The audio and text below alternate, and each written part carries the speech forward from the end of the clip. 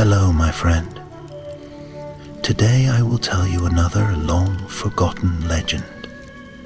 Close your eyes and let the magic transport you to Middle-earth. Our journey begins.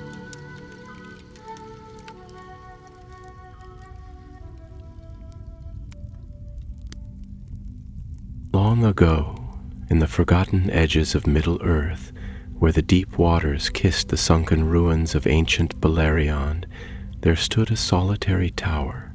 Its white stones, once gleaming like the stars, now wore cloaks of moss and mist.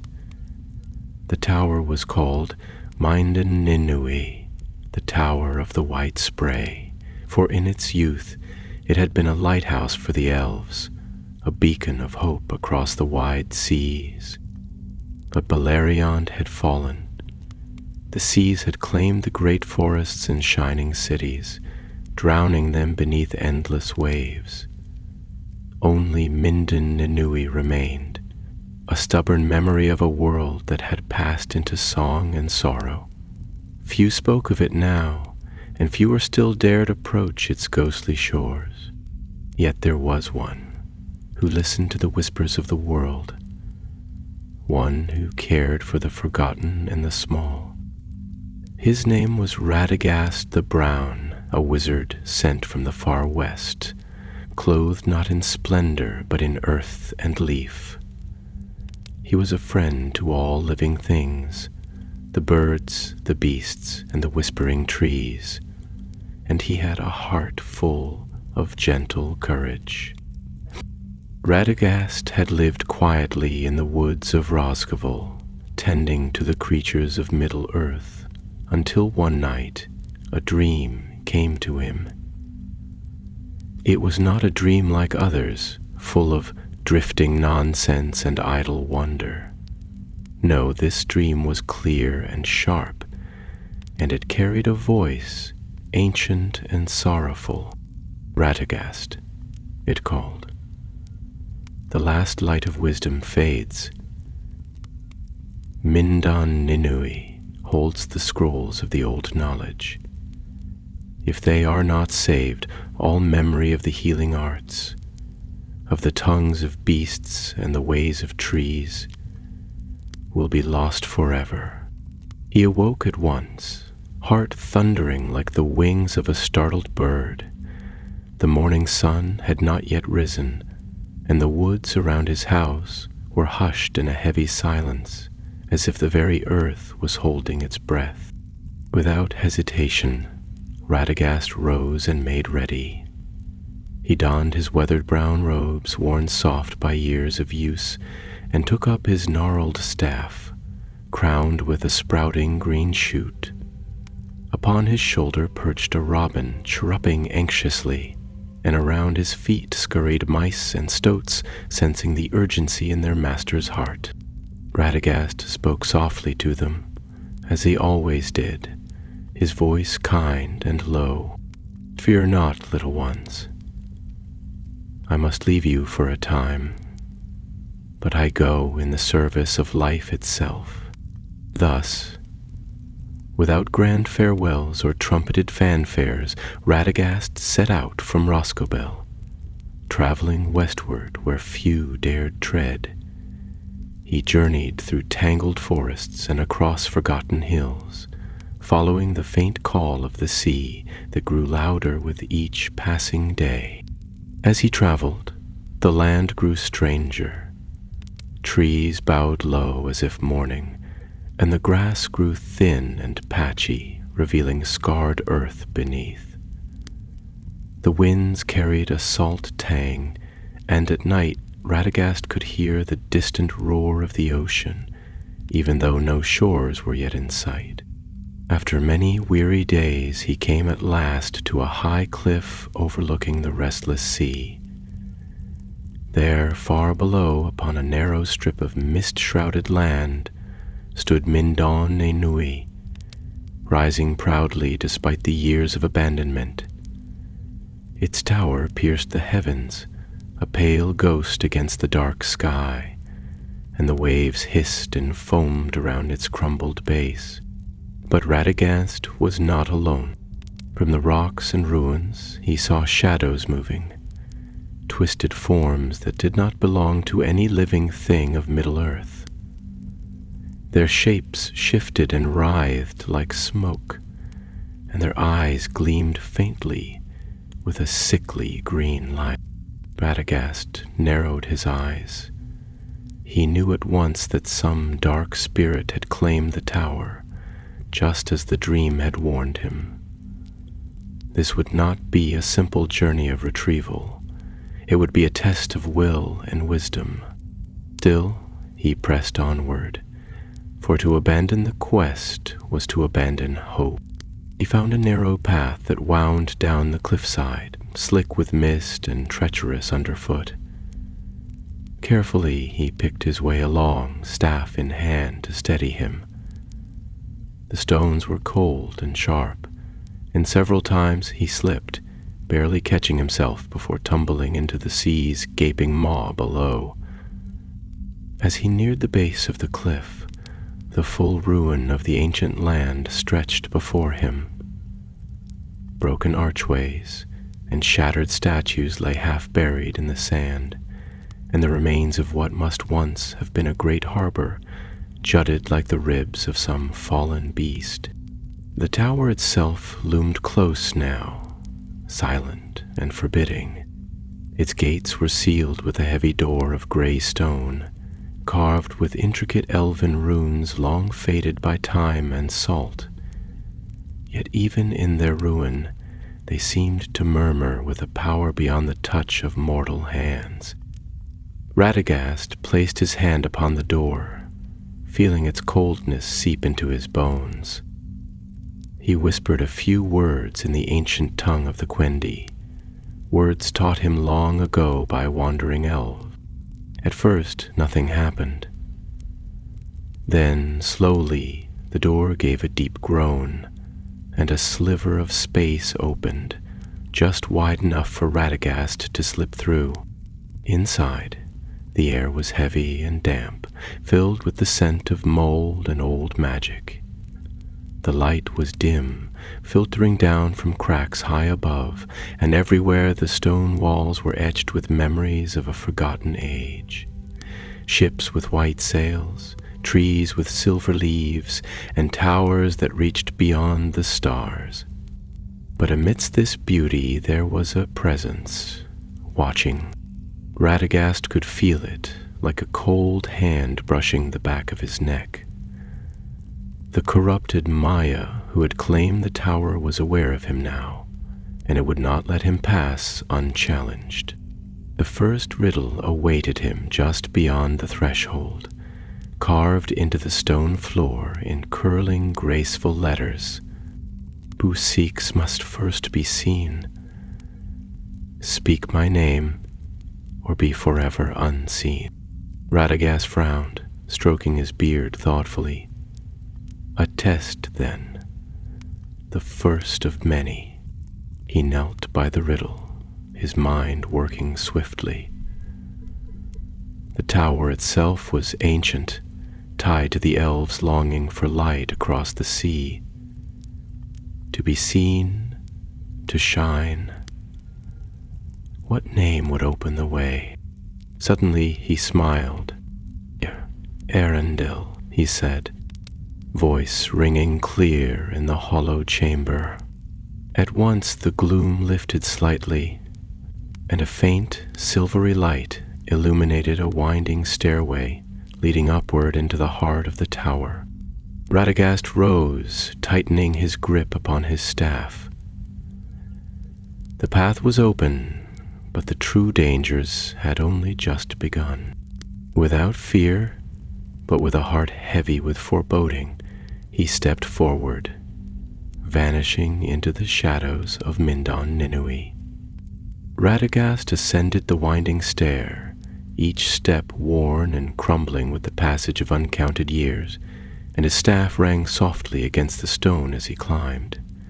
The air grew colder with every upward stride, and the walls pressed close about him, as though the tower itself breathed with slow and ancient life. Around him the silence thickened, broken only by the distant sighing of the sea below and the occasional creak of stone strained by the ages. Yet the silence was not empty, for hidden within it was the presence of the dark spirit, lingering like a stain upon the very air. The stair ended in a narrow landing, from which a vast hall opened, its roof supported by great pillars carved in the likeness of trees, their branches entwining far above.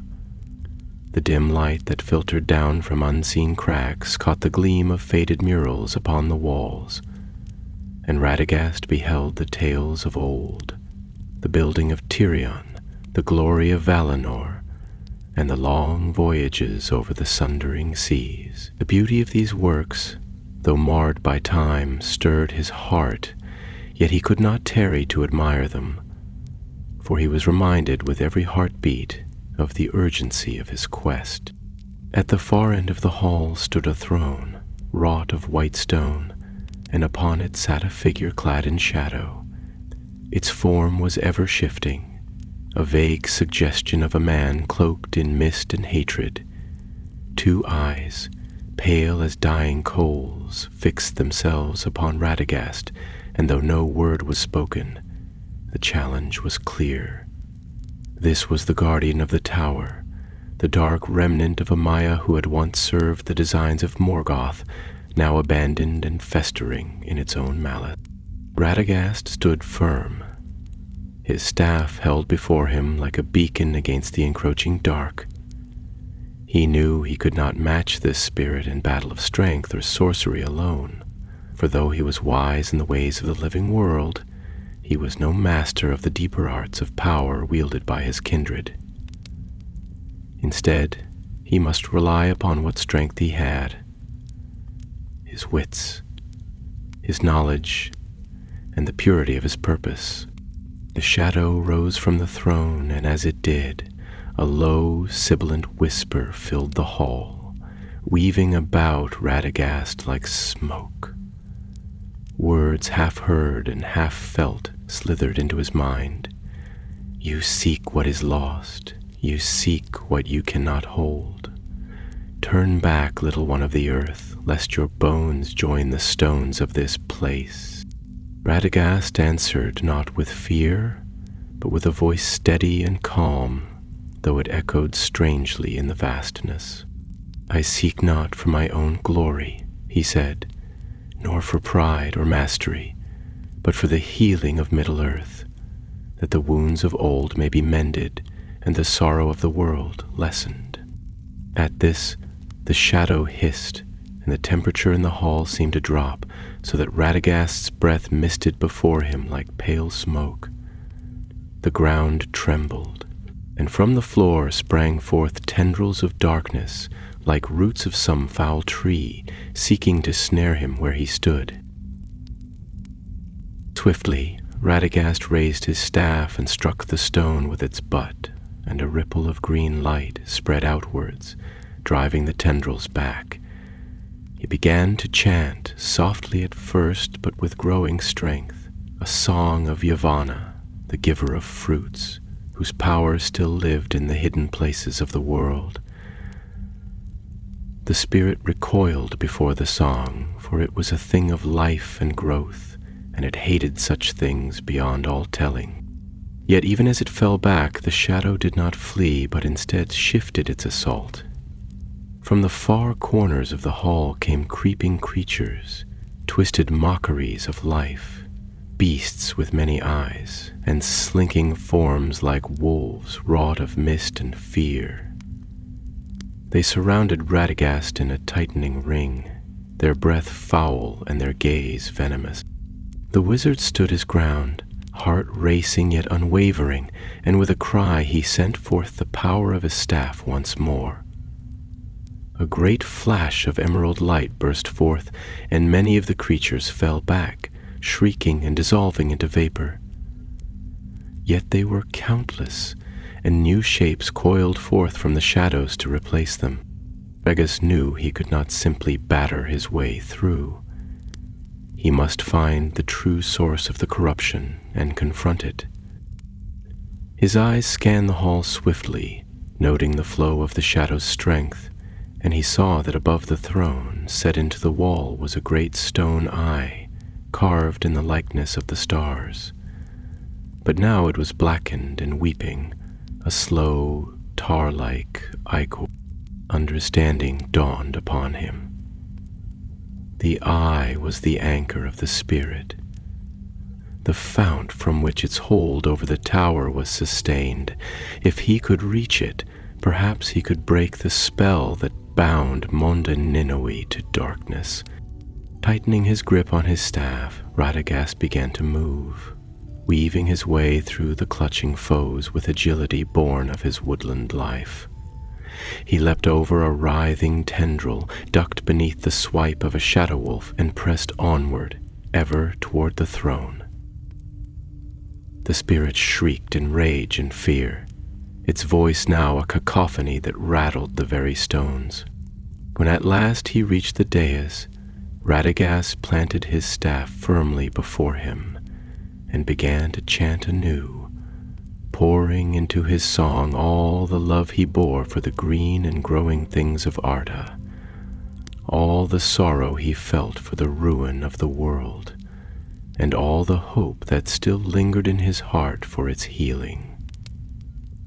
The staff flared with living light, and the darkness recoiled in agony.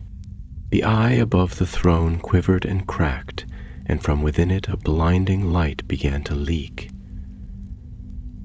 With a final cry, Radagast struck the base of the throne with his staff, and the stone split asunder. The eye shattered with a sound like a bell tolling in the deep places of the world, and the shadow, bereft of its anchor, screamed and was torn apart like mist before a gale.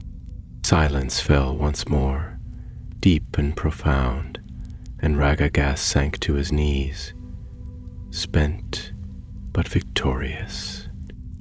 Around him the hall brightened as the gloom receded, and the murals upon the walls seemed to shine anew, touched by a memory of their ancient beauty. He had won the first trial, but his quest was not yet ended. Somewhere higher in the tower, beyond more tests and perils, lay the lost scrolls of the elves. Gathering his strength, Radagast rose once more, and with steady steps began to climb the next stair, disappearing into the ever-deepening mysteries of Monda Ninoe.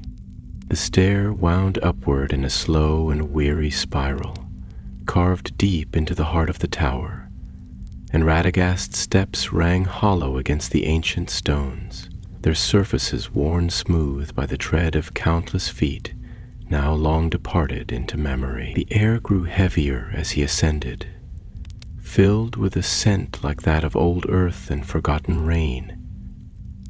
And though the darkness had lessened after the fall of the spirit below, a deep unease still clung to the tower, as though the stones themselves remembered the touch of evil and could not yet cast off their dread. Radagast climbed steadily, leaning upon his staff, though the weariness of his body pressed upon him with growing weight, for the labors of his confrontation had not left him unscathed. Yet his heart was resolute, for he knew that time pressed against him like a closing hand. Should the scrolls of the elves remain here too long, unguarded and undefended, they might fall prey to powers darker still, drawn by the death cry of the fallen Maya. After a time that seemed to stretch into long ages, the stair ended at a wide landing, and before him stood a pair of doors, fashioned of white wood now yellowed with age, and banded with silver that had tarnished to a dull gray. Upon the panels were carved images of trees in full bloom, their boughs heavy with fruits and flowers, and beneath them the flowing script of the Eldar spoke a silent warning. Only the hand of one who knows the roots of all things may open the way. Radagast paused, setting his hand upon the wood, and he pondered the meaning of the riddle, for he was no stranger to the ways of trees and living things.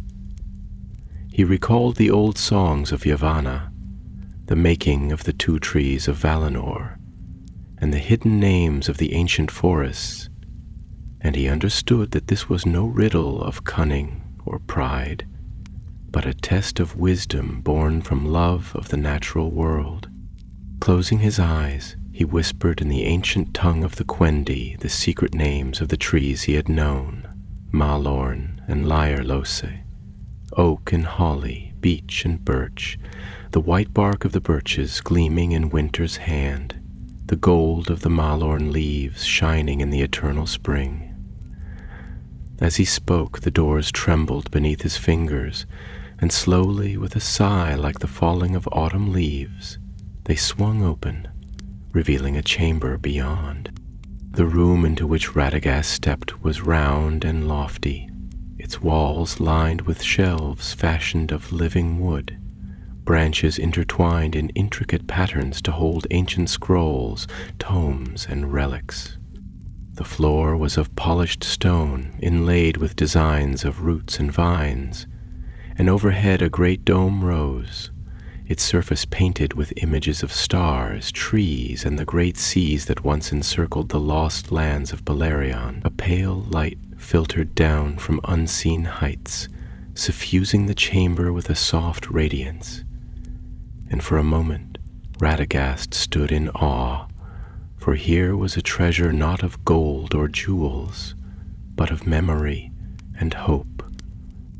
Yet even here danger lurked, for the air was heavy with a latent power, and Radagast perceived that the scrolls were guarded still, not by malice, but by wards set in ages past by the elves themselves, that none unworthy might lay hand upon them.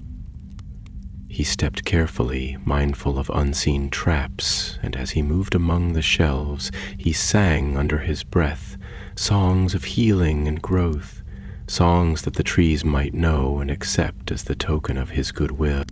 In the center of the room, upon a low pedestal of white marble, lay the object of his quest, a bundle of scrolls wrapped in a cloth of silver thread green, marked with the sign of Lorien, the gardens of Urmo, where dreams and memory were woven together into the tapestry of the world.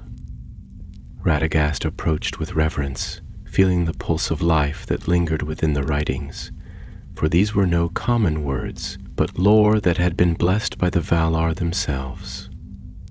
As he stretched out his hand, a soft voice, musical and sorrowful, filled the chamber, though no speaker was to be seen.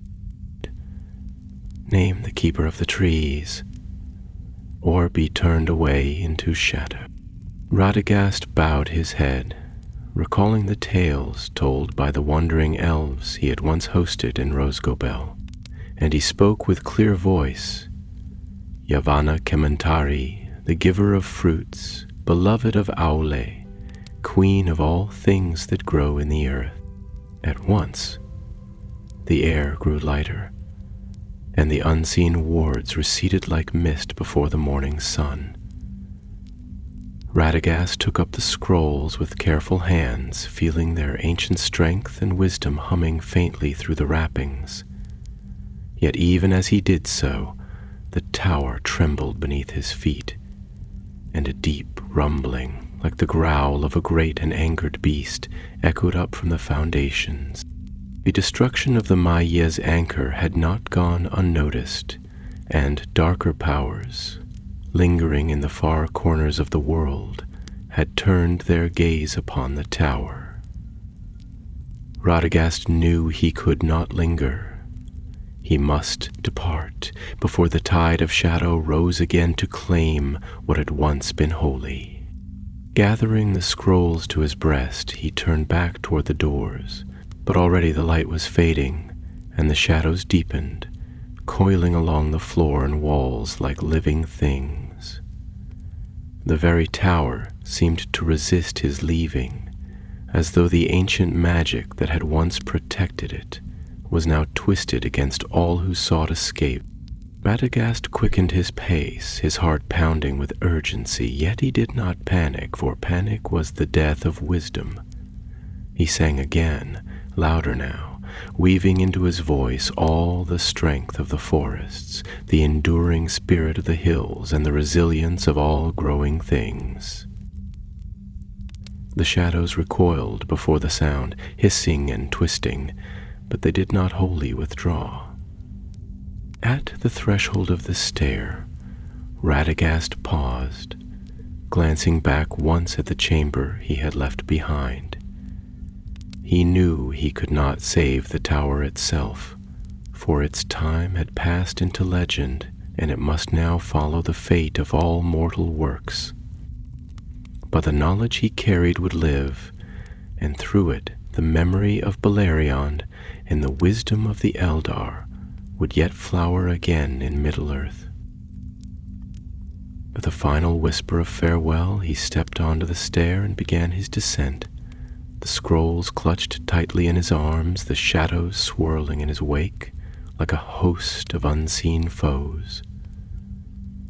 The stair spiraled downward into deepening darkness, and though Radagast moved with care and quiet swiftness, the weight of the tower's age seemed to lean against him, as if each step he took stirred ancient foundations that groaned in protest. Shadows that slithered along the walls were no longer passive.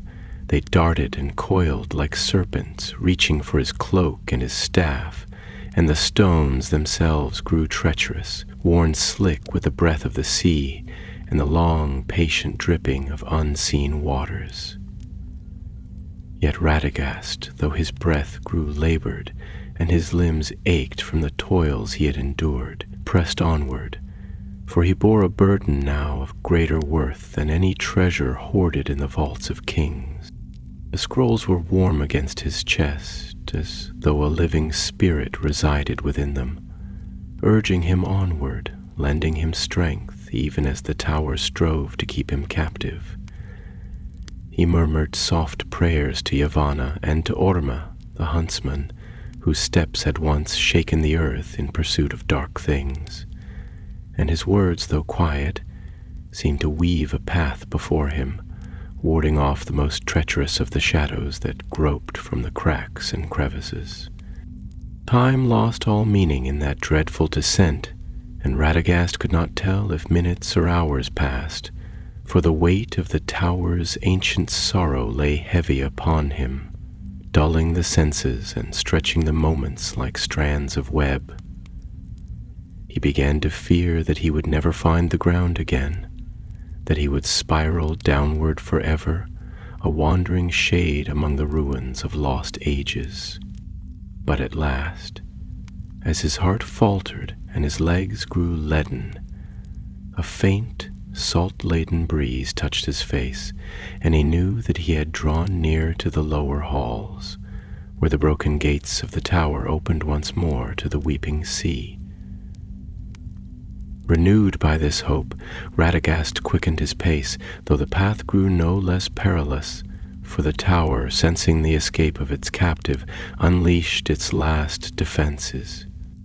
From the shadows before him emerged a host of figures, tall and terrible, clad in the semblance of ancient warriors whose bones now lay scattered beneath the waves. They bore swords of shadow and shields wrought of mist, and their eyes burned with cold fire, not with life, but with a hunger for remembrance and vengeance. Their forms were wreathed in a sorrow so deep and bitter that even Radagast, whose heart was strong with compassion, faltered at the sight of them. Yet he knew these were but shades, memories twisted by the sorceries that lingered still in the stones of Mindon Ninui. They had no true will, only the semblance of purpose, and they could be undone if he but remembered who he was and what power he bore. Straightening his back and planting his staff firmly before him, Radagast lifted his voice and sang a song of awakening, of green things growing beneath the light of the stars, of rivers singing through the valleys, and of birds greeting the dawn with their glad cries. The song flowed outward, filling the hollow spaces of the tower with its gentle might, and the shades faltered, their forms shivering and blurring like smoke in the rising sun. Some turned away, their weapons lowering, and others simply crumbled into dust, their long watch ended by the power of a hope greater than any memory of sorrow. Yet still some remained, those whose grief and rage had grown into chains that even death could not easily sunder. Seeing that his song alone would not suffice, Radagast raised his staff high, and from its tip there burst forth a shaft of green light, bright and pure as spring's first leaf. He swept the light before him, and where it passed, the shades shrieked and fell away, leaving the path clear once more. Without pause he pressed onward, for he knew that delay might yet prove fatal. The tower shook and groaned about him. Great cracks splitting the walls, and stones fell from the ceiling in thundering cascades. The sea, too, seemed to rise against him, waves crashing with greater fury against the base of the tower, as though it sought to swallow the last remnant of the lost world whole. Yet Radagast, guided by the keen sense of purpose that had brought him so far, found at last the archway that led to the broken gates. They stood now ajar, torn from their hinges by the slow, relentless labor of time and tide, and beyond them the gray expanse of the sea stretched into the mist, endless and unknowable. The land upon which the tower had stood was little more than a strip of rocky beach and shattered ruins, but it was enough. Freedom lay beyond, if he could but reach it. Steeling himself for a final effort, Radagast stepped through the gates, and no sooner had he done so than a great cry arose from the tower behind him, a cry not of any living thing, but of stone and memory breaking under the weight of its doom. Mindon Ninui, last tower of drowned Beleriand, began to crumble, its proud spire tilting and falling with a sound like the wailing of the world. Radagast ran, his staff in one hand, the scrolls clutched to his chest with the other, as stones rained down about him and the ground quivered and cracked beneath his feet. The beasts of the shadow, those that had survived his light and song, pursued him still, howling with rage and despair. But they too were caught in the tower's ruin, swept away by falling debris in the rising waters. He reached a rocky outcropping at the edge of the surf, breathless and battered, and turned to look once more upon the place that had been. The tower was no more. Only a jagged stump of stone remained, half submerged and shrouded in mist, and already the sea was claiming it, waves gnawing hungrily at the last relics of an age long gone. Radagast bowed his head, honoring the memory of Mindon Ninui and the lost beauty it had represented. Though the tower had fallen, its wisdom lived on, preserved in the scrolls he bore, and through them perhaps the healing of Middle-earth might yet be accomplished. Turning his face from the ruins, Radagast set out along the rocky shore, the gulls crying overhead and the wind tugging at his tattered robes. His journey was far from over, for he must find safe haven for the scrolls, and many dangers yet lay between him and the green woods of Roscabel. But for the moment he allowed himself a brief smile, for he had succeeded where few would even have dared, and the seeds of hope he carried were precious beyond all reckoning. Thus Radagast the Brown, servant of the living earth, bore away the last light of Beleriand, carrying it into the uncertain future of Middle-earth. The wind rose as Radagast made his way along the broken shore, bearing with it the sharp tang of salt and the mournful cries of the sea-birds circling overhead, their white wings flashing like signals against the gray and troubled sky. Beneath his feet, the stones shifted and slid, treacherous with moss and brine, and every step was a labor, for the sea had long claimed dominion over this place and did not welcome the tread of the living. Yet Radagast pressed onward, the scrolls held close to his breast, their warmth a comfort against the chill that gnawed at his bones and sought to sap the strength from his limbs. The path ahead was uncertain and perilous, for there was no true road through the ruins of drowned Beleriand, only a scattering of islets, reefs, and broken headlands, remnants of a land that had once been fair and full of song, but now lay silent beneath the waves. In times long past, mighty cities had risen where now only the restless sea reigned, and the memories of those who had dwelt there lingered still, heavy upon the air, whispering in voices only half heard at the edge of the mind. For a time, Radagast moved without hindrance, save for the hardship of the terrain, and he allowed himself to hope that the worst of the trials was behind him. Yet he knew in his heart that it could not be so, for the destruction of the tower had not gone unnoticed in the wider world, and darker things than the broken spirit he had vanquished still walked abroad under the sky. He had felt their gaze as he fled the falling tower. A sense of malice awakened and turned upon him, patient and relentless as the slow grinding of stone. Thus it was that even as he reached a stretch of higher ground, a narrow ridge of rock jutting out into the sea, he became aware of a presence that stalked his steps, unseen but not unfelt. The hairs upon the back of his neck bristled and his heart quickened, not with fear, but with the grim certainty of one who knows he is hunted. He turned his head slowly, scanning the mists and shadows, but saw nothing save the swirling fog and the lonely sweep of the tide against the rocks. Still he moved onward, for to tarry would be folly, and he called softly upon the small creatures of the shore, the gulls and terns, the crabs scuttling among the stones, and the shy otters that peered from among the reeds, beseeching them in the speech of the beasts to watch the way behind and give warning of any foe. Their replies came in faint cries and murmured rustlings, and though they could not name the thing that followed, they spoke of a darkness that moved with purpose and malice, cloaked in shadows deeper than night. Radagast's thoughts turned swiftly to the nature of his pursuer, and he knew that it was no mere beast or wandering spirit.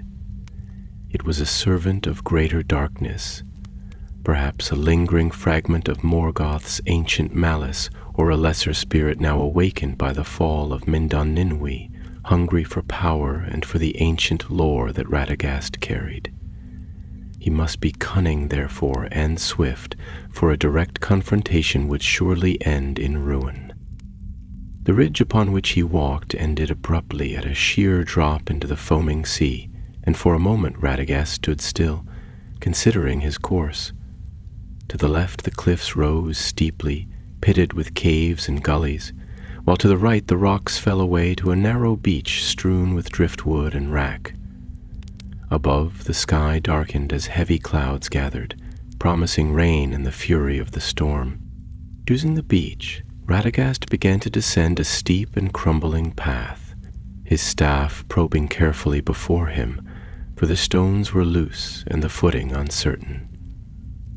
The descent was perilous, and more than once he slipped, scraping hands and knees upon the sharp rocks, but he clutched the scrolls tightly, shielding them with his body, and at length he reached the shore, panting and bruised, but unbroken.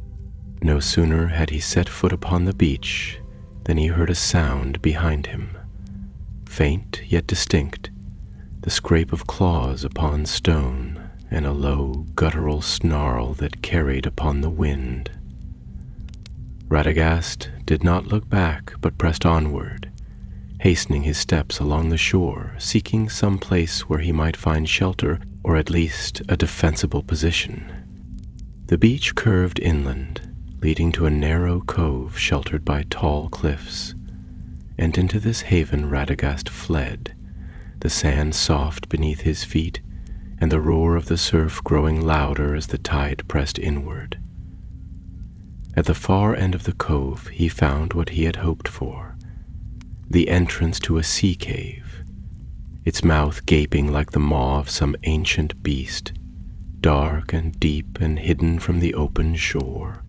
With a final glance behind him, where he saw at last the vague shape of his pursuer, a hulking form cloaked in writhing shadow, its eyes gleaming red as embers, Radagast darted into the cave, moving quickly but with care, for he knew that while the cave offered shelter, it might also prove a trap, should he be cornered within. The cave stretched back into the cliff, twisting and narrowing, and Radagast moved deeper, guided by the faint glow of his staff, until he found a hollow where the walls closed in, forming a small chamber with only a single narrow entrance. Here he turned at bay, setting the scrolls upon a ledge of stone where they would be safe from the damp. And raising his staff high, he called upon the ancient powers of the earth to grant him strength and protection. The shadow thing entered the cave with a hiss like steam upon cold stone, its form shifting and muttering in the gloom, and as it advanced Radagast saw it clearly for the first time. It was no beast of flesh and blood, but a spirit of malice and hunger, clothed in a semblance of form by dark sorceries, its shape changing with every breath, now a wolf with slavering jaws, now a serpent coiling through the air, now a man crowned with horns and bearing a blade of smoke. It spoke, though its voice was more felt than heard, a whispering in the mind that grated against the heart. "Give me the knowledge you bear, little wizard, and I shall spare your miserable life. Defy me, and you shall be unmade, your essence scattered to the winds of this dying world." Radagast stood firm, though the fear that gnawed at his belly was sharp, and he answered with the calm certainty of one who speaks the truth. "I am but a keeper of what was entrusted to me. If you would claim it, you must pass through the living strength of the earth itself, and that you shall not do while my heart beats." Then with a cry he struck the floor of the cave with his staff, and a tremor ran through the stone, shaking dust from the ceiling and sending small rocks clattering to the ground. The spirit recoiled, and Radagast pressed the attack, chanting words of power taught to him long ago by the eldest of the Ents and by the wise ones of Ivana's court. The battle that followed was fierce and bitter, not of swords and shields, but of will and spirit, a clash of life against unlife, of growth against decay. The cave shook with the fury of their contest, and outside the storm broke at last, rain lashing the cliffs and thunder rolling like the drums of a distant war. But Radagast did not falter, for he was fighting not for himself alone, but for all that grew and sang and dreamed under the wide sky of Middle Earth.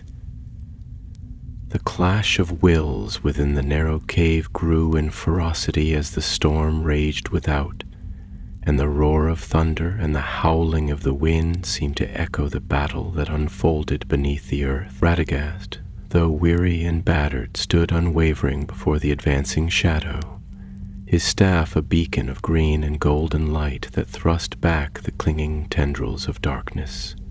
And the spirit, maddened by resistance, surged forward in a tide of black malice, its ever-shifting form writhing like smoke caught in a gale.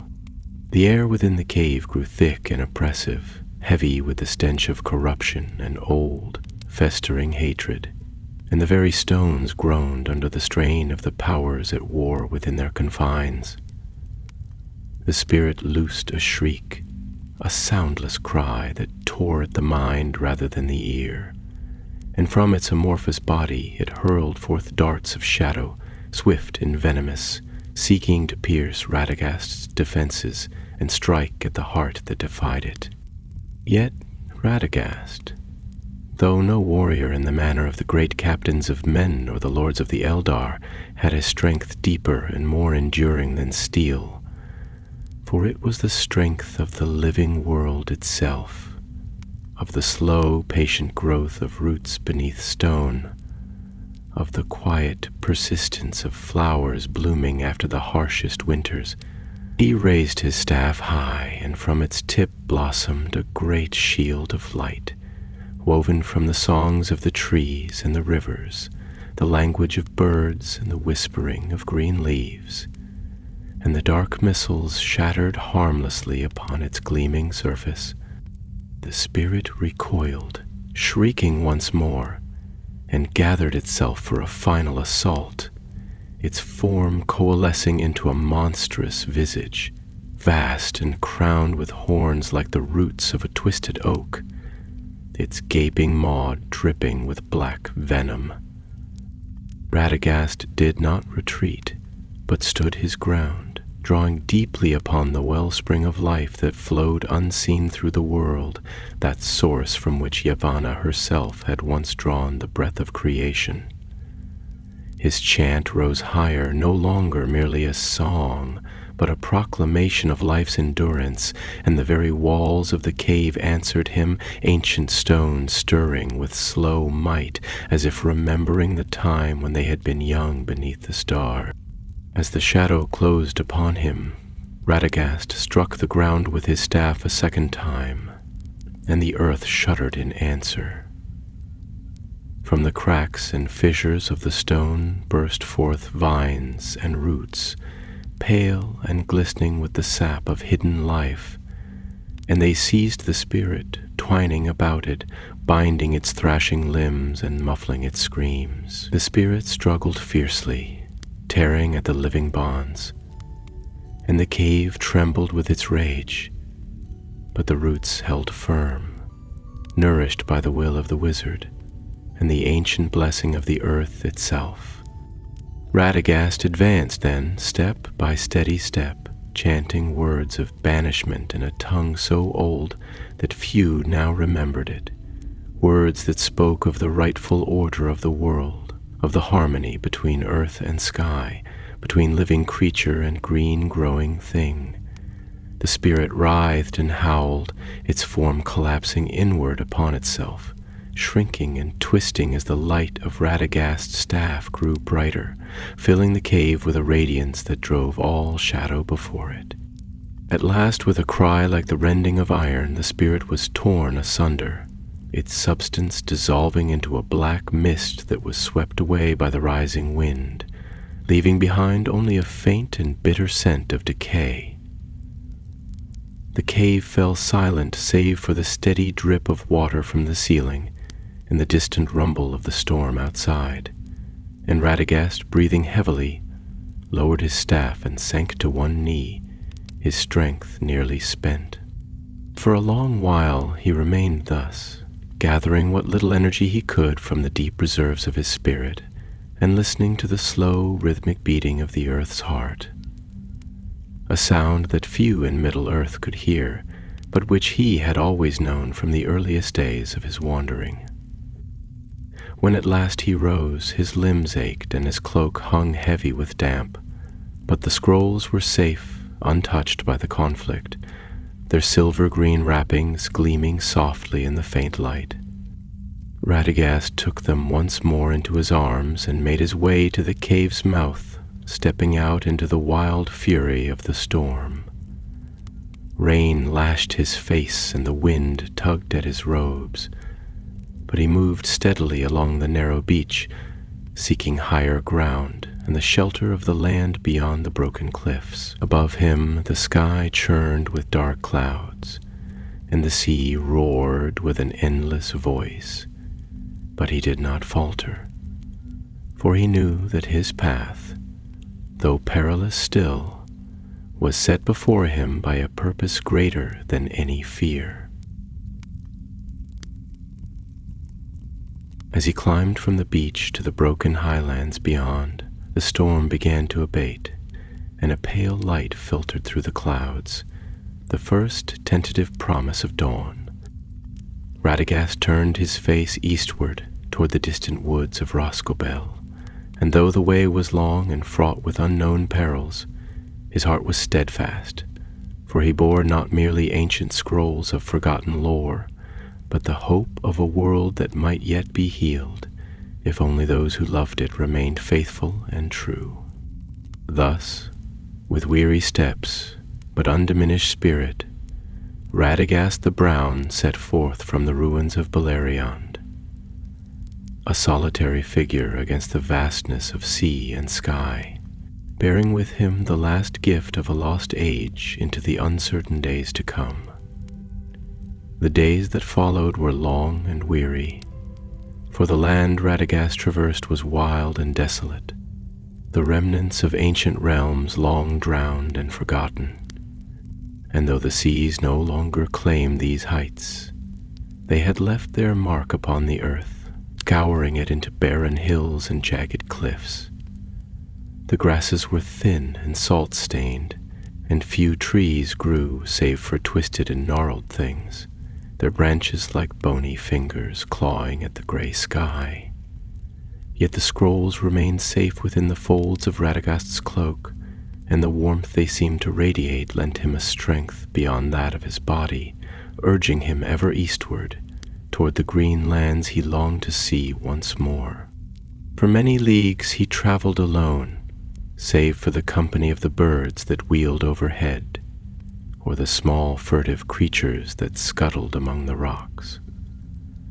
And though the loneliness weighed heavily upon him, he found solace in the enduring life that still clung to the broken earth, stubborn and silent. In the evenings, he would light a small fire, kindled with careful words and the aid of his staff, and would sit wrapped in his cloak, speaking softly to the land, telling it stories of the forests and gardens he had known, as if by his remembrance he might call forth new life from the barren stones.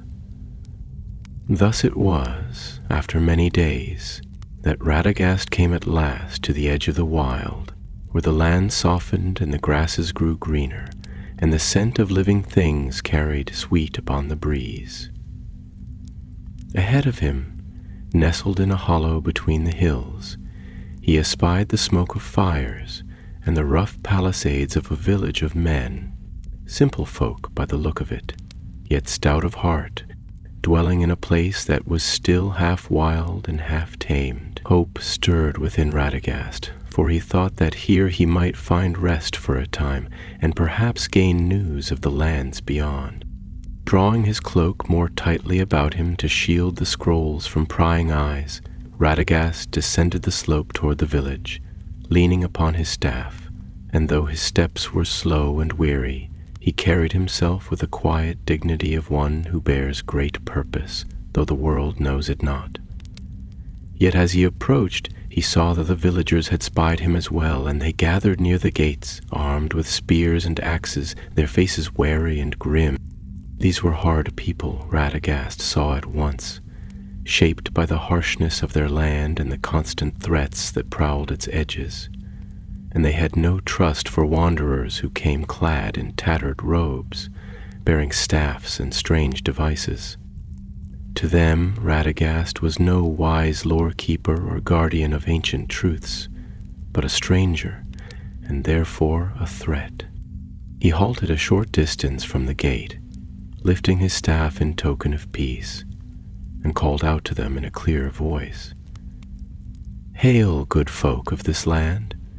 I am but a traveler seeking shelter for a night and news of the road ahead. I bring no harm, and ask only for kindness and a place by your fire." There was a murmuring among the villagers, and one among them, a tall man clad in a wolfskin cloak and bearing a great axe, stepped forward. His eyes were sharp and suspicious, and when he spoke, his voice was like the grinding of stones. "Strangers we do not trust, old man," he said, "for of late there have been many ill things abroad in the wild, and more than one village has fallen to shadow and ruin. If you bring no harm, then prove it, or be gone from our sight."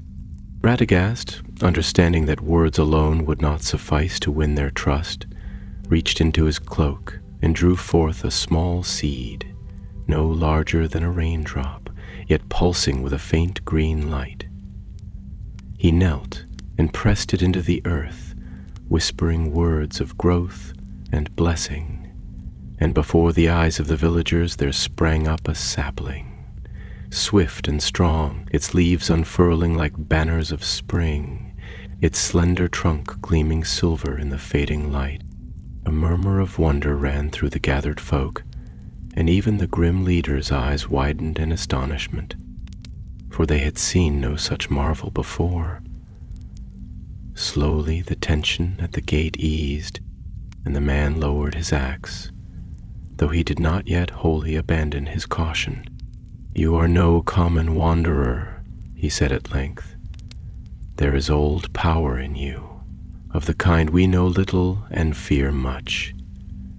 Yet you have shown no evil, and for that you may pass, though I warn you, keep your sorceries close and cause no strife, lest you find the hospitality of our village short indeed." Radagast bowed low, accepting the terms with humility, and the gates were opened to him. Within, the village was a humble place of rough huts and muddy lanes, but it was filled with the sounds of life, the cries of children at play, the barking of dogs, the clatter of pots and pans as the evening meal was prepared. Smoke rose in lazy curls from the hearths, and the smell of roasting meat and baking bread stirred hunger within Radagast's belly, though he had long ago learned to live upon little.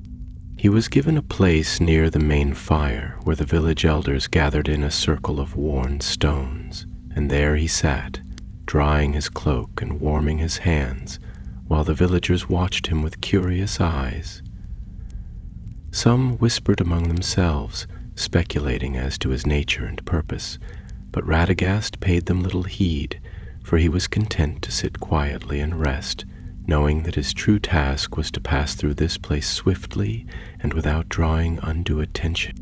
Yet even as he sat there, savoring the warmth and the brief respite from his long journey, he felt again that faint stirring of unease, a sense that unseen eyes were upon him, probing and searching. Not from the villagers, whose suspicions were natural and plain, but from another presence, one cloaked in the guise of a friend, yet harboring a darkness deep within.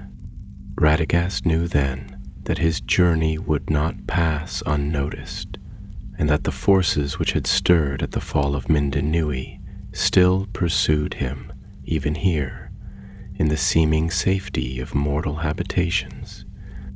Thus he kept his staff close at hand and slept lightly that night, ready to rise at a moment's notice, for the road before him was long yet, and the perils that lay ahead would test even the most steadfast of hearts. The night settled heavily upon the village, cloaking the humble huts and fields in a thick darkness broken only by the wavering gleam of the fires that guttered in their hearths. Above, the clouds that had threatened rain all day now loomed low and heavy, and the stars, those ancient sentinels of the sky, were hidden from sight, as if unwilling to bear witness to what would come. Radagast, wrapped in his worn cloak, lay upon a pallet of straw in the small hut that had been granted him. The scrolls nestled safely at his side, and though his body ached with the longing for deep rest, his mind remained wakeful and wary. Outside, The village was quiet save for the murmuring of the wind among the eaves and the occasional cry of some restless dog. Yet to Radagast's ears, attuned to the subtle stirrings of the earth and the life it bore, there came another sound, faint and furtive, the soft scuffle of feet upon the trodden paths, the almost imperceptible whisper of breath held too long, the creak of a door opened with painful slowness. He listened intently, his senses stretched, taut as a bowstring, and he knew without doubt that something moved in the darkness beyond, drawn not by curiosity alone, but by a darker purpose. Quietly he rose, careful not to disturb the scrolls, and took up his staff, its gnarled length seeming to pulse faintly in his grasp, as if eager for the call to action. He moved to the door of the hut and, without opening it, peered through a narrow crack between the timbers. What he saw confirmed his fears, for 3 figures moved stealthily through the village, cloaked and hooded, their shapes blurred and shifting in the gloom, and in their hands they bore knives that gleamed dully in the firelight. They were not common thieves, Radagast perceived at once, for there was a purpose to their movements, a hunger that was not for gold or food, but for something of deeper and more terrible value. Drawing a long breath, Radagast considered his course. He might slip away unseen, leaving the villagers to deal with the danger unawares, but such a path was not his way, nor could he bear the thought of innocent blood spilled because of the peril that followed him.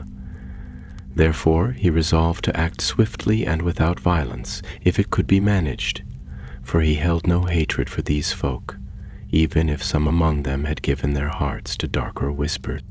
He pushed the door open and stepped into the night, his staff held lightly before him, and with a word spoken in the secret tongue of the birds, he summoned a soft breeze to stir the village fires, casting sudden shadows and light across the paths. The hooded figures hesitated at the sight, and in that moment Radagast advanced, his voice ringing clear and firm across the stillness. "Hold your steps," he commanded, "and lay aside the weapons you bear, for they are turned to evil purpose, and evil shall be their end." The 3 turned toward him, and for a breath they stood motionless, as if caught between flight and attack. Then the leader, a tall figure whose face was hidden deep within his hood, stepped forward with a low, mocking laugh, the sound dry and bitter as the rustling of dead leaves. "You carry a treasure not meant for such as you, old fool," he said. "Give it up, and perhaps we shall spare your life. Resist, and you shall be left as food for the crows." Radagast regarded him calmly, and though outwardly he showed no anger, there was a light kindling in his eyes that spoke of the deep well of power he could call upon if need be. "You know not what you seek," he replied. "The wisdom of the Eldar is not for the hands of the faithless, nor for the service of darkness. Turn away now, while you yet may." But the leader only laughed again, and at his signal the other 2 rushed forward, knives flashing. Radagast, though no warrior, moved with a swiftness born of purpose rather than training. He struck the earth with his staff and spoke a word of binding, and from the ground sprang tendrils of living vine, thick and strong, which coiled about the legs and arms of the attackers, pulling them down with cries of fear and anger. The leader, undeterred, cast aside his cloak and revealed himself. A man once of fair build, but now marked by the taint of shadow, his skin gray and his eyes burning with a cruel light. In his hand he bore not a simple knife, but a short blade of black iron, foul with ancient sorcery, and he advanced upon Radagast with a snarl of hatred. Radagast raised his staff once more, but before he could speak, a voice rang out from the darkness. The voice of the wolf-cloaked chieftain who had first challenged him at the village gate. "Hold!"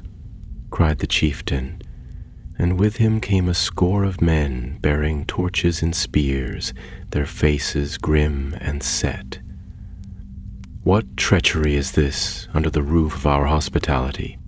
The dark servant turned at the sound, and for a moment his will faltered, caught between the strength of Radagast's quiet defiance and the sudden appearance of armed men. With a cry of rage, he turned and fled into the night, vanishing among the hills, and the villagers, though swift in pursuit, dared not follow him far into the darkness, fearing the unseen things that lurked beyond the light of their fires. The two lesser attackers, still ensnared by Radagast's vines, were taken and bound, and though they spat and cursed, they could do no more harm. The chieftain approached Radagast then, and there was a new look in his eyes. Not suspicion, but a deep and abiding respect. "You have saved us from a darkness we did not know had entered our homes," he said. "For that we owe you a debt we cannot easily repay." Radagast inclined his head, weary beyond words, but grateful for the understanding that had dawned at last. "I ask no debt," he said, "only that you remember, not all that is old and strange is to be feared, and sometimes the smallest light can stand against the greatest darkness." That night, though the winds still howled and the rains fell in torrents, there was peace within the village, and Radagast slept at last, though his dreams were filled with visions of the road yet to be traveled and the perils that still lay ahead. For even now, far to the east, another power stirred, more subtle and more dangerous than the broken servants of shadow he had thus far faced, and Radagast knew that the true test of his strength and purpose was yet to come. When the morning came at last, it was gray and sullen, and the rain fell in fine, ceaseless sheets that blurred the distant hills and cast the village into a world of mist and dripping roofs. Radagast rose early, before even the roosters had found their voice, and gathered his few belongings with quiet care. Mindful of the sleeping folk around him, he knew well that he could not linger, for though he had won a respite in this place and found a brief measure of safety, the shadow that hunted him would not be so easily thwarted. And each moment he tarried increased the peril both for himself and for those who had offered him their reluctant kindness. The chieftain met him at the gate, wrapped in a heavy cloak of wolfskins, the hood drawn low against the rain. He said little, but his eyes, hard as they were, held a glimmer of respect, and he pressed into Radagast's hand a small bundle wrapped in cloth. Bread, dried meat, and a flask of clear spring water. The gifts of a people who had little, but gave nonetheless with open heart. Radagast thanked him with words few and simple, and with a final nod he turned his face eastward, stepping once more into the wild lands that lay beyond the meager fields and palisades of the village. The way was hard and lonely, and the rain showed no mercy, seeping into every fold of his cloak and chilling him to the bone. The hills rose before him barren and windswept, their crowns lost in cloud, and the rivers he crossed were swollen and swift, their waters cold as the snows of the far mountains. Yet Radagast pressed on, for the scrolls weighed heavily upon his mind, and he could feel the peril growing with each league he placed behind him, as if some vast net were being drawn slowly tighter about him by unseen hands. For a time he traveled without incident, save for the hardships of the road and the weariness that gnawed ever more deeply at his strength. The birds of the air and the beasts of the field still came to him, bringing tidings of the land ahead, and from them he learned that the wild was not as empty as it seemed.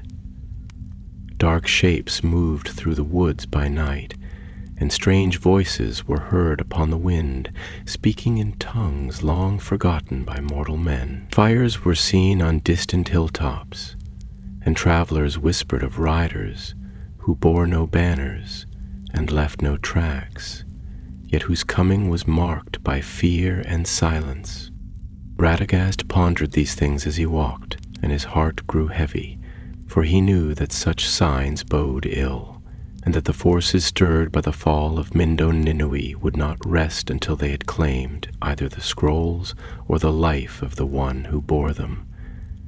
Yet he did not despair, for he had known from the beginning that the task laid upon him would not be an easy one, and he trusted still in the quiet strength of the earth and the Thus he came at length to the edge of a great forest, an ancient and brooding wood whose trees stood tall and close together, their branches intertwining so thickly that little light penetrated their leafy canopy.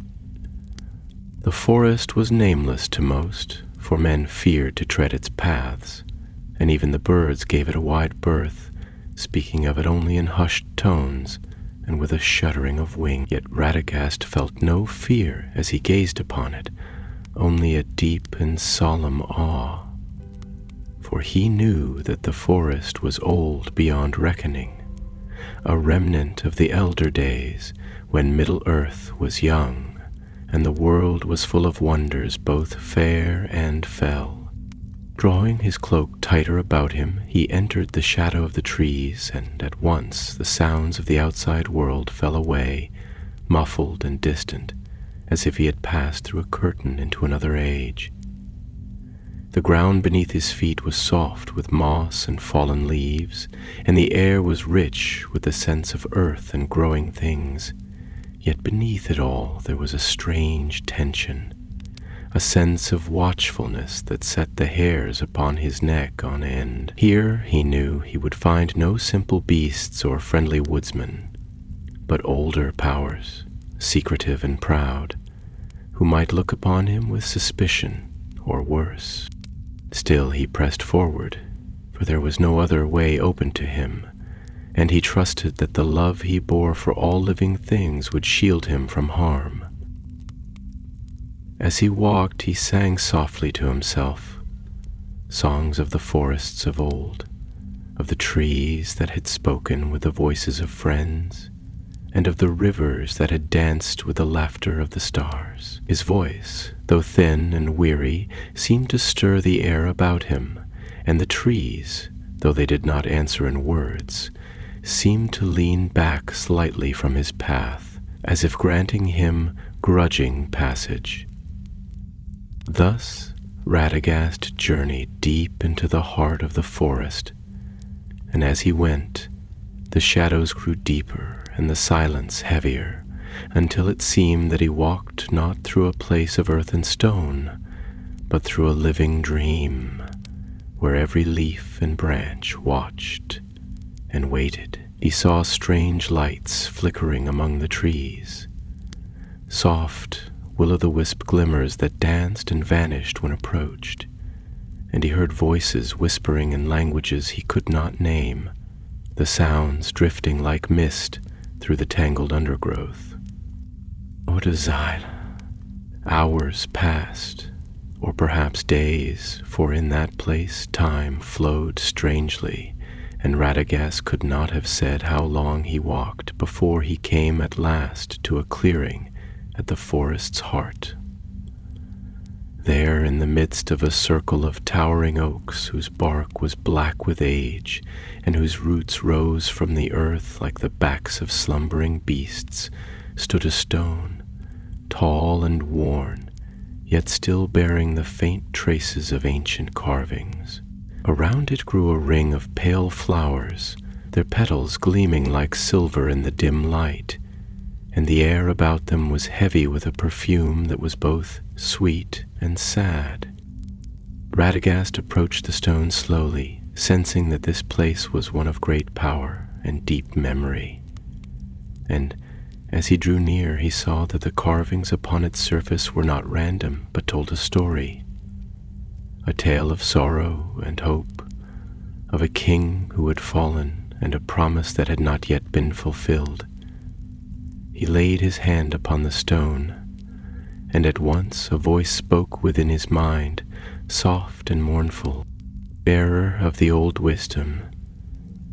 Why do you trouble the silence of the forgotten?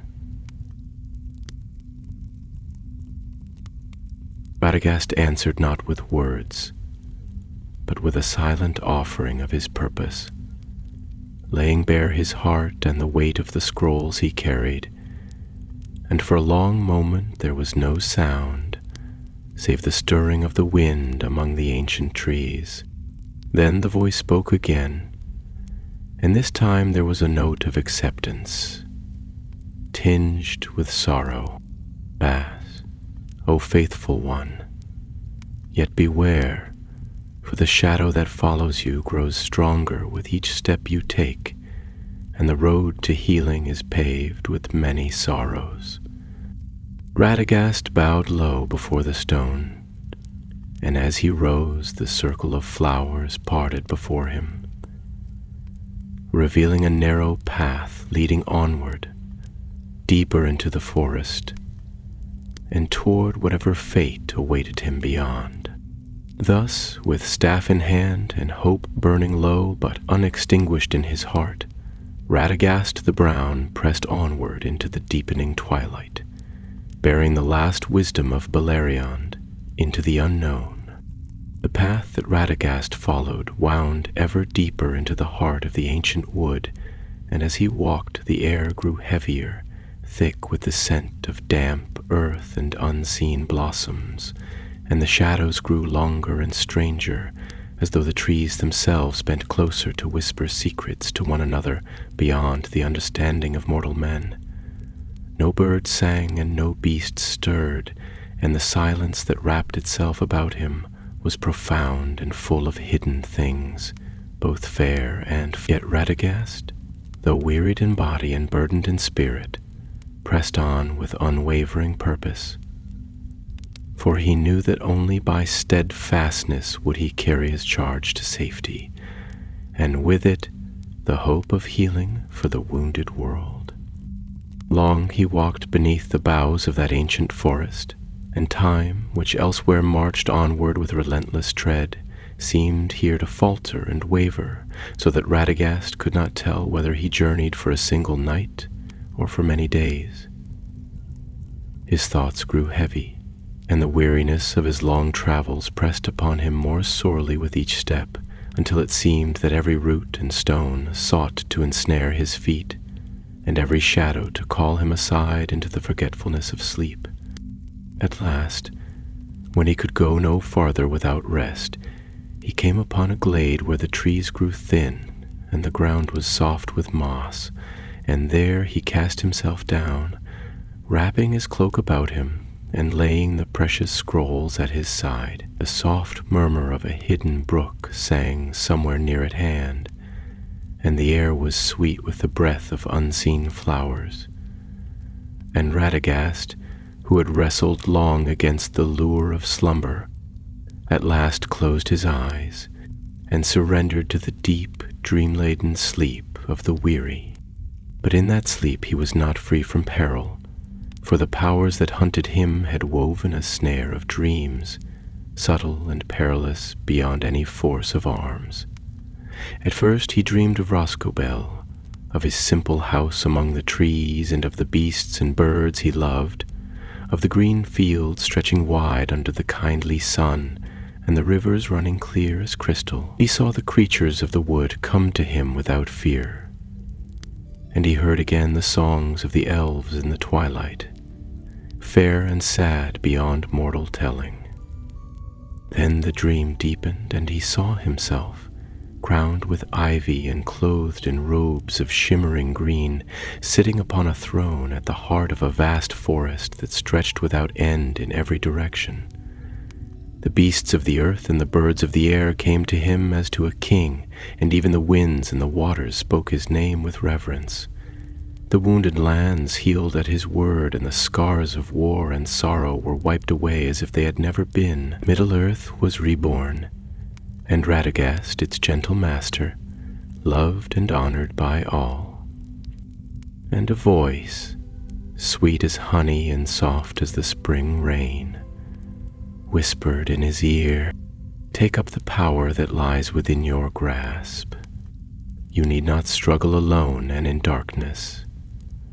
With the scrolls you carry, you could remake the world according to the wisdom of the firstborn. No more sorrow, no more strife, only peace, and you its wise shepherd." Radagast, even in the depths of the dream, was sorely tempted. For what heart, seeing the world so healed, could not yearn to make it so? He saw the faces of the wounded beasts, the fallen trees, the rivers choked with sorrow, and his heart cried out to reach for the power that was offered. His hand in the dream reached toward the scrolls, now glowing with an inner light, and he felt the strength of the ancient knowledge thrumming beneath his fingertips. But even as his hand drew near, a shadow passed before his inner sight, a shadow not cast by evil alone, but by pride, by the desire to rule even for good intent. He saw the price that would be paid, the freedom of the living things he loved, crushed beneath the weight of his own will. The silence of the forests where once there had been song, the terrible burden of deciding who should live and who should fall, placed upon shoulders never meant to bear it. With a great cry of anguish, Radagast drew back his hand and turned away from the throne and the gleaming scrolls, and at once the dream world around him shuddered and cracked like ice underfoot. The throne crumbled into dust, the endless forest withered into gray waste, and the voice that had tempted him shrieked with rage and disappointment, fading into a bitter wind that swept the vision away. Radagast awoke with a start, the moss damp against his cheek and the scrolls cool and silent beneath his hand. The glade was as he had found it, green and living, untouched by the darkness of the dream, but he knew that he had faced a trial as deadly as any blade or spell, and that had he failed, the scrolls and all their precious knowledge would have been turned to ruinous ends. He rose slowly, his limbs stiff and aching, but his heart lighter than it had been for many days, for he had proven to himself that his purpose was true, not driven by pride or the lust for dominion, but by love and a deep humility. Taking up his staff once more, and securing the scroll safely beneath his cloak, he set his face eastward, following the narrow path that wound onward through the towering tree. Thus Radagast the Brown, having refused the crown of false kingship and the seduction of easy power, passed deeper into the ancient forest, alone yet not alone, for the very earth itself seemed now to recognize him as a true friend and guardian. And though the shadow still followed, growing nearer with every step, it found in Radagast no foothold of doubt or pride by which to seize him. The forest began at length to change as Radagast pressed onward. The trees grew less tightly together, and the undergrowth thinned, though the air remained heavy with the scent of moss and damp earth. The canopy above lifted, allowing shafts of pale light to pierce the gloom, and the path, once a narrow thread winding through dark and secret places, broadened into a green way, where the grass grew soft and thick beneath his feet.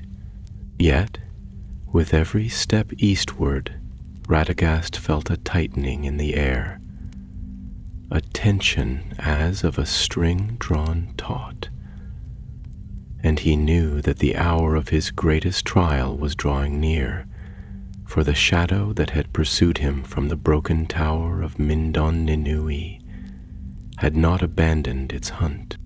The birds that had sung faintly among the trees fell silent, and the small beasts that scurried through the undergrowth vanished from sight, as if all the living things of the forest had withdrawn before some unseen terror. Radagast gripped his staff more firmly and drew his cloak about him, though no wind stirred, and he whispered soft words of courage to himself, recalling the songs of Yavanna and the promises made long ago to those who chose to walk the lonely paths of Middle-earth in service of its healing.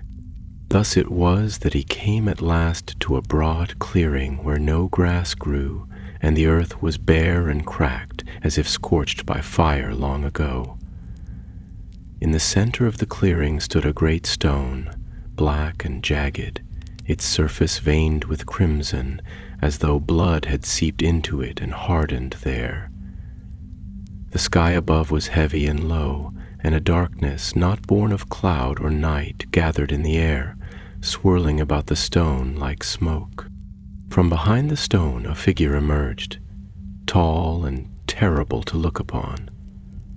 Cloaked in robes of deepest black, it seemed at once man and shadow, and its face was hidden beneath a hood from which two pale eyes gleamed with a cruel light.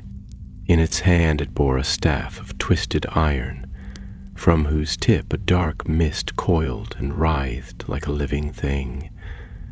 The ground withered where it stepped, and the very air recoiled from its presence. Radagast knew at once what this creature was, though he had never before seen its like. A fragment of the ancient evil that had once served Morgoth in the elder days, now broken and wandering, yet filled with bitter malice and an insatiable hunger for power. It was a thing of will and hatred, clinging to existence by force of its own rage, and it had marked Radagast as its prey. The figure spoke, and its voice was like the grinding of stones beneath the earth, filled with an ancient malice that chilled the heart. Long have I waited, Radagast the Brown. Long have I hungered for the wisdom that you now bear. Give me the scrolls, and I shall grant you safe passage. Refuse, and you shall be unmade, your name lost to the winds of this dying world.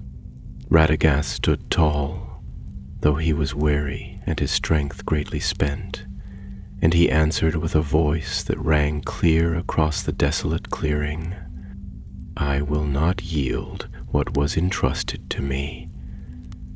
I am but a humble servant of the living world, yet even the smallest flame may defy the greatest darkness. You shall have no victory here. At this the shadow laughed, a hollow, joyless sound that seemed to shake the stones themselves, and with a gesture of its iron staff, it summoned forth a host of wraith-like creatures from the edges of the clearing. Pale, insubstantial forms whose faces were twisted in endless sorrow and whose fingers clawed hungrily at the air. They moved forward as one, a tide of despair and hatred, and Radagast knew that he must stand alone against them, lest the scrolls fall into ruin and all hope be lost. He planted his staff firmly before him, and calling upon the deep strength of the earth, he summoned a barrier of living light, green and gold and white, woven from the memory of all that grew and sang in the hidden places of the world. The barrier flared outward, pushing back the wraiths, but the shadow itself was undeterred, and it raised its staff once more, hurling bolts of black fire against the light. The clearing became a place of thunder and storm, where light and darkness warred, and the very earth trembled beneath their struggle. Radagast poured all his will into the defense, drawing upon the songs of the trees, the laughter of the rivers, and the silent watchfulness of the stones, yet he knew that he could not endure forever. His strength was not that of warriors, and the shadow, though broken, drew upon wells of hatred that seemed bottomless. In that moment of near despair, Radagast remembered the dream he had faced within the forest, the temptation of power, the seduction of dominion. And he understood that he could not defeat the shadow by force alone. It was not enough to resist its strength. He must deny it the very sustenance it sought. Lowering his staff, Radagast spoke not in defiance, but in pity, his voice soft yet filled with a power deeper than anger or fear. "You are a thing of sorrow, not of strength. Once you were mighty, but now you are only memory and hatred, clinging to a world that has passed you by. I do not fear you, for you have no life of your own, only the echo of a life that has ended." The shadow recoiled as if struck, and its form wavered and flickered. The wraiths shrank back, and the black fire faltered and died. For a moment, the clearing was silent, and Radagast stepped forward, his staff lowered, his hands open in peace. "Go now into the darkness that made you," he said.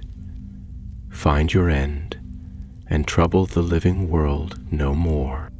The shadow howled then, a cry of fury and despair so terrible that the trees at the edge of the clearing bowed before it, and the earth itself seemed to shudder. But it could not endure the light of Radagast's mercy, and with a final shriek it tore itself apart, dissolving into wisps of smoke that the wind seized and scattered into the west. The clearing fell silent once more, and the black stone cracked and crumbled into dust, leaving only the soft green shoots of new grass pushing up through the broken earth. Radagast stood alone, his strength all but spent, but in his heart a great peace blossomed, for he knew that the greatest peril was past, and that he had preserved the hope of the world through humility and love, not through the conquest of power. Gathering the scrolls close once more, he turned his steps eastward, toward the lands where green things still grew and the rivers still sang, knowing that though many labors yet awaited him, he had remained true to his purpose, and that the seeds of healing he carried would one day bear fruit beyond even his imagining. Thus Radagast the Brown passed from the dark places into the light, bearing with him the last memory of Beleriand and the promise of a new spring for Middle-earth. The path eastward from the clearing was long and winding, yet no longer did it bear the heavy darkness that had shadowed Radagast's steps before. The air was lighter now, filled with the scent of growing things and the low murmur of waters running free. The ancient forest, though still vast and solemn, seemed to lean back from his passage as a host might bow to a weary traveler returning from far battles. And the light of the sun, veiled for so long, broke through the canopy in shafts of gold, touching leaf and stone with gentle fire. The birds too returned, flitting from bough to bough with cries of welcome, and even the smallest of creatures came forth to watch him pass, as if recognizing in him a bearer of tidings long awaited.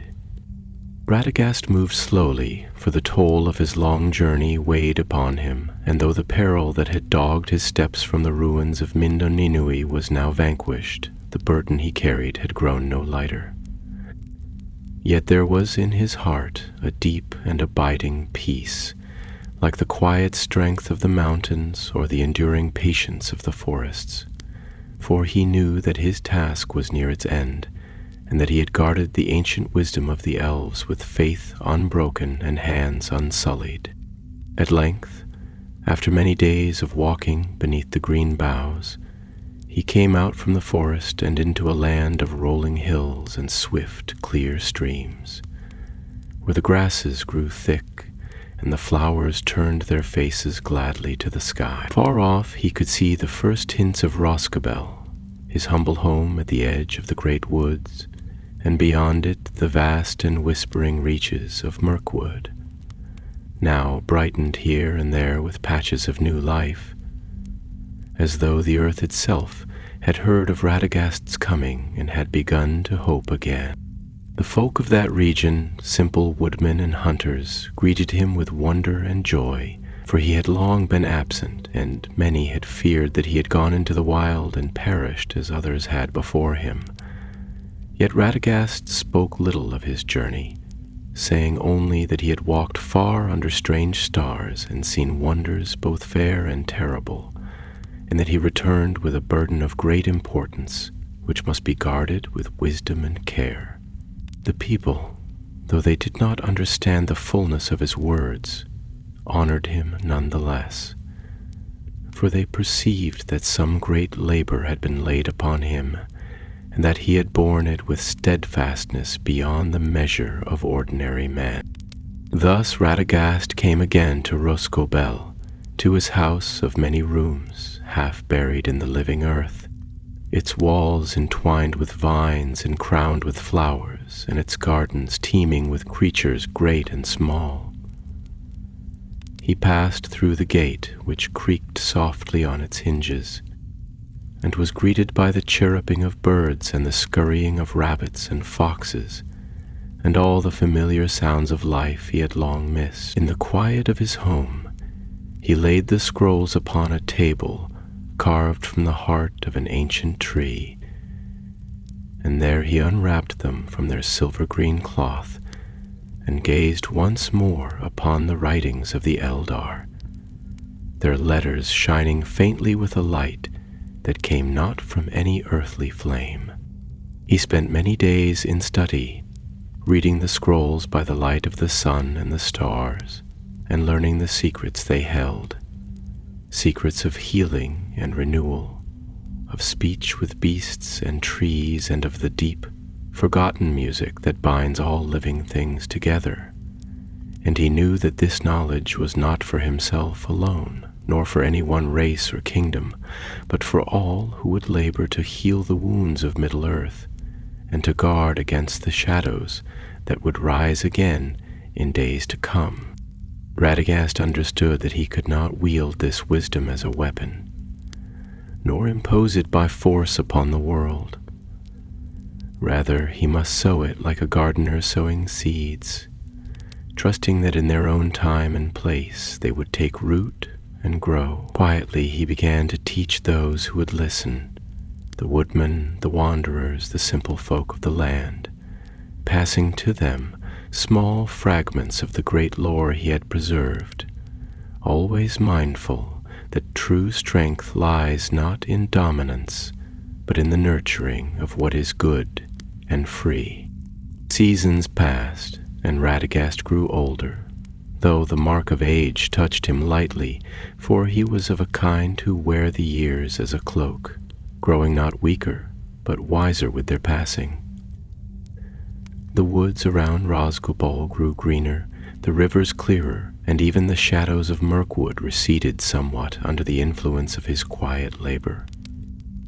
Tales began to spread of a gentle wizard, clad in brown, a friend to all living things, whose coming brought healing and hope to the sick and the sorrowing.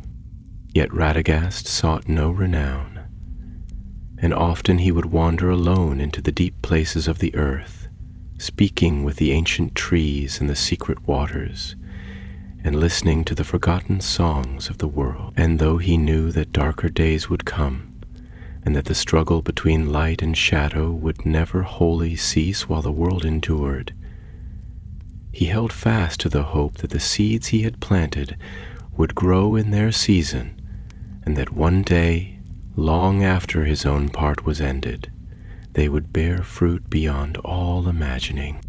Thus ended the journey of Radagast the Brown, from the last tower of Beleriand to the green woods of Middle-earth.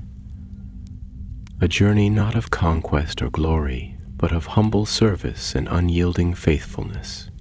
By by which a small and weary wanderer preserved the memory of what was best and brightest in the elder days, and passed it forward into a world ever in need of healing. And though the sea would claim many lands, and the stars would wheel their courses through long ages yet to come, still the quiet work of Radagast lived on, like a hidden spring beneath the earth, ready to rise again whenever the world called for renewal.